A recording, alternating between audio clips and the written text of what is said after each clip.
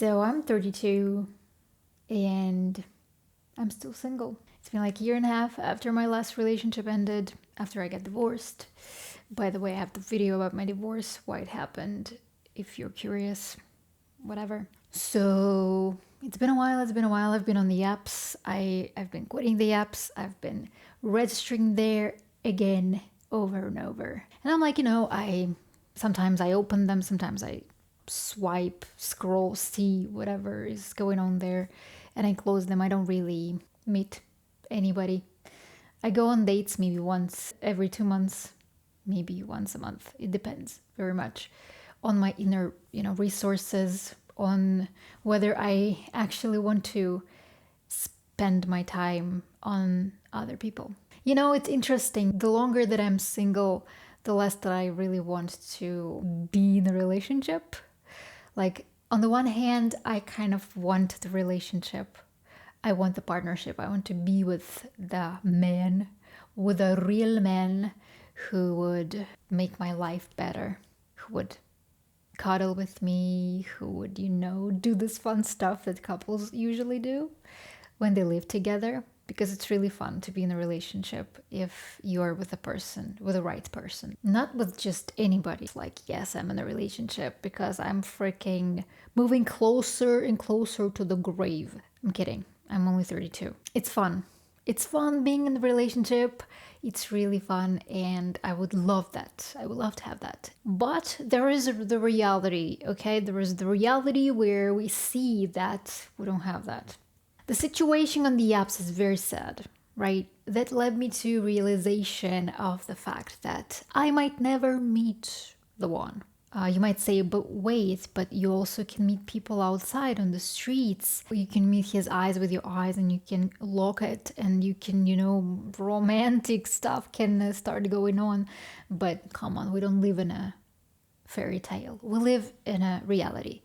Nowadays, people don't look around. They use their phones all the time. They always on their phones, always, constantly. For instance, I go to work every weekday, right, on the train, on the light train, and there are people everywhere and everybody's just looking at their phones constantly. Nobody cares what's going on around them. I mean that nowadays it's very difficult to meet somebody outside of the digital world. Though recently I had this encounter when I went to the bank, do some duties, and then when I left the bank, I went by this one cafe and I saw this guy sitting at the table with, as I'm guessing, his mom, according to the age of them, how they appeared.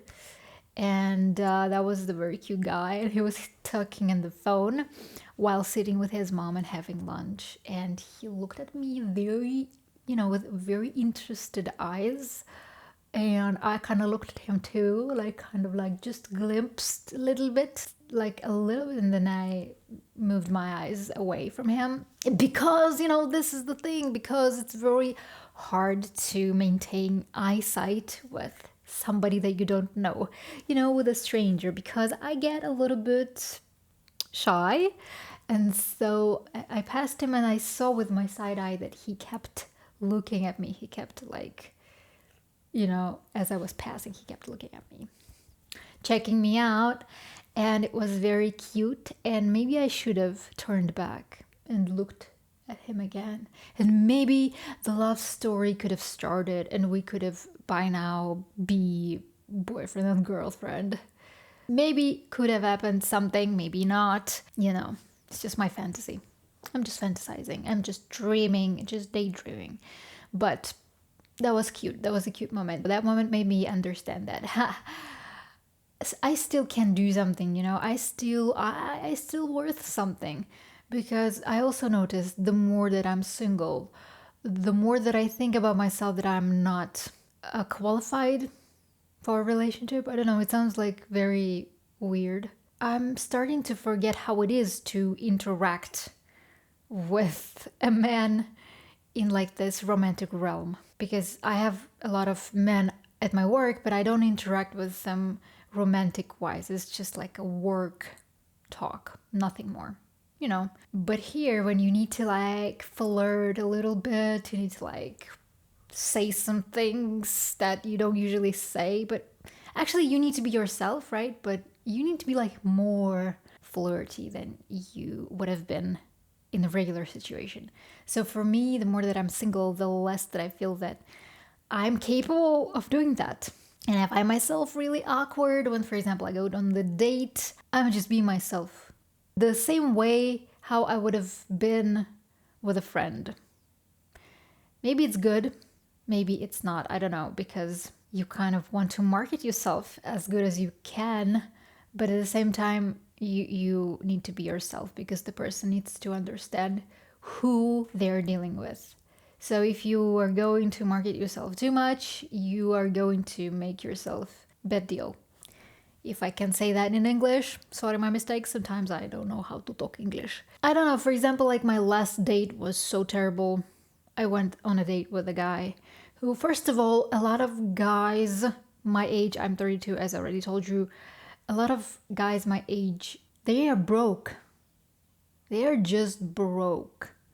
And that is devastating, because I'm not broke and I would expect the same from the person that I'm going to date. So if I see that he's broke, that he has not yet found his path in his life, that he's still unsure what he wants to be in the next 5 years, I don't know. Like, it's not attractive. It's an ick. A pretty much strong ick for me. And when I hear that a guy that is 33, or 34, that he says that he's living with somebody in the same apartment, like with neighbors. I don't know. When you're 20, that's okay. That's fine. I also lived in a dormitory with a couple of girls in the same apartment. That's kind of okay because you are young, you are broke, you don't have any money. How would you afford yourself a normal apartment, right? But when you're 34, that's kind of already like, a red flag. Because if you didn't figure out at least how to find a normal stable job with a normal paycheck by the age of 34, what can I say? What can I expect from you 2 years from now?